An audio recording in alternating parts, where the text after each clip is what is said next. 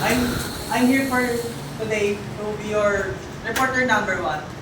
First, let's read the given statement.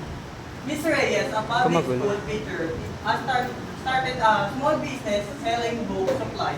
She bought 100 notebooks at 30 pesos each from a wholesaler. She decided to mark up each notebook by 40% and included a 12% back in the selling price.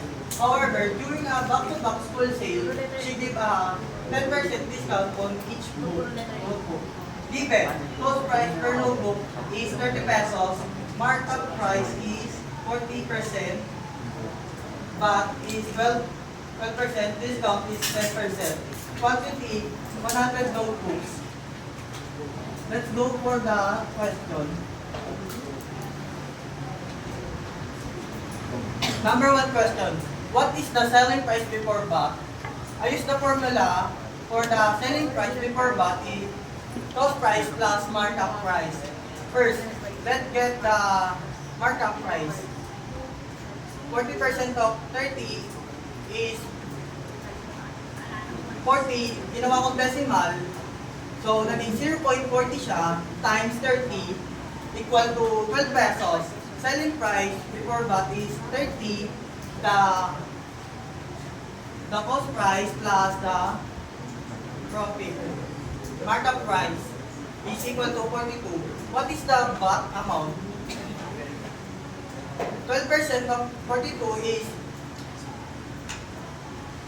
yung 12, ginawa ko ulit decimal, kaya siya naging 0.12 times 42 equal to 5.04 pesos.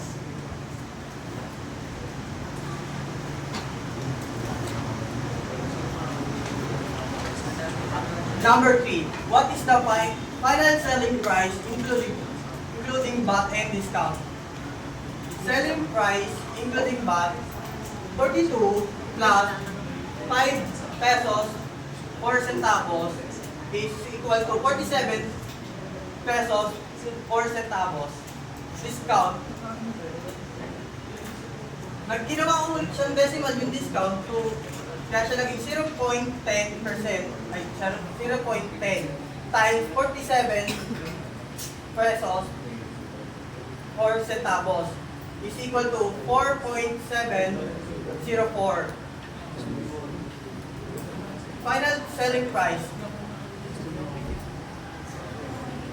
47 minus 4.04 is equal to 47 pesos 3.336 or 47.34 centavos.